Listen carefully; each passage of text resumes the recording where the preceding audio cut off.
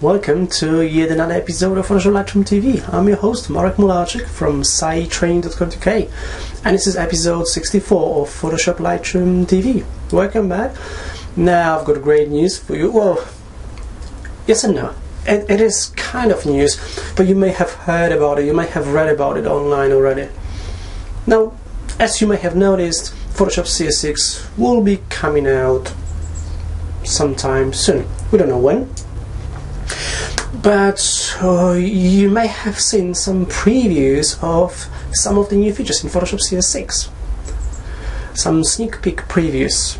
Okay. Now you may have seen some last year. I even remember writing on my blog PhotoshopLightroomBridge.co.uk about the blurring feature in Photoshop that will come in the next future releases of Photoshop. But there are some new features that are coming out in Photoshop CS6. This may be your first opportunity to actually see Photoshop CS6 as an applications interface. So I'm going to show you a couple of places where you can see the sneak peek preview of Photoshop CS6. Let's have a look on it. Okay, so here we go. Here I am on my blog PhotoshopLightroomBridge.co.uk, and in here I've got two sneak peeks, also two so far, for the Photoshop CS6. Now the first one here is the sneak peek of Adobe Camera 7. Okay. And if you get in here, you can actually watch the video from Brian O'Neill Hughes from Adobe. So he's guiding us through the new features in Adobe Camera 7. Okay, so you can watch it in here, right? And if you look on the newest post from yesterday, we've got the second video that was prepared by Adobe. This one is from Zorana G, one of the product managers from Adobe, and she's talking about, well, more about Photoshop CS6. So if you look in here, you've got a sneak peek number 2 about Photoshop CS6, and you can have a look on it. You can read the post as well to find out more.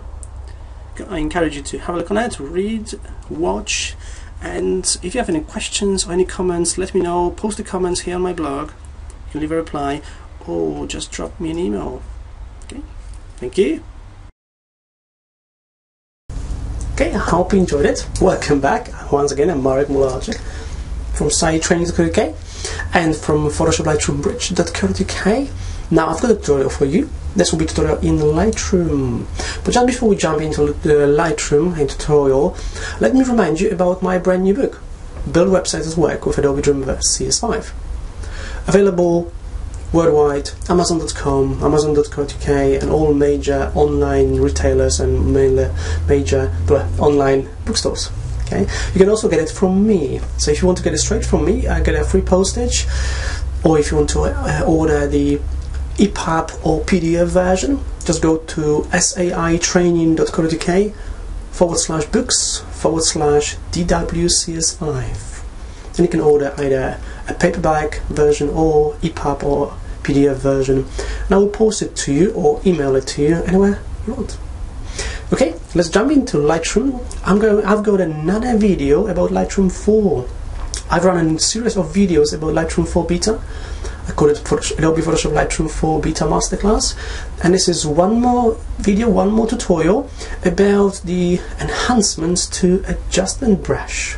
There are some really nice, good enhancements to Adjustment Brush in Lightroom 4 Beta. So let's jump into Lightroom 4. Hi, welcome to another video about Lightroom 4 Beta, one more video in our series of the Lightroom 4 Beta Masterclass. I'm Marek Mularczyk from sitetraining.co.uk, one of the UK's leading specialists in Adobe Certified training, and author of a blog PhotoshopLightroomBridge.co.uk. In this video, I'm going to show you some of the new features in the or enhancements in the Adjustment Brush in Lightroom 4 Beta. I'm here in Develop module. I've got this image opened. Okay, I'm in Develop module, and here's the Adjustment Brush. You have used it in the past. It's not new, but there are some nice, interesting enhancements. Let me just start by collapsing this tab here. So I'll just click on it. So the image is bigger. I'm going to select the adjustment brush, and notice something interesting here. We can paint with temperature and tint in here. So here's something I'm going to do. I've got my brush, excuse me, in here. So I'm going to increase the temperature to warm up the sky. Okay, I'll reduce the tint. Okay. I'm also going to reduce the exposure just a bit. We can always change these settings later on.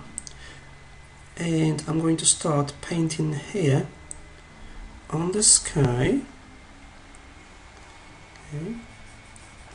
Basically what I'm going to do here is I'm going to change the temperature of the sky and on the foreground as well.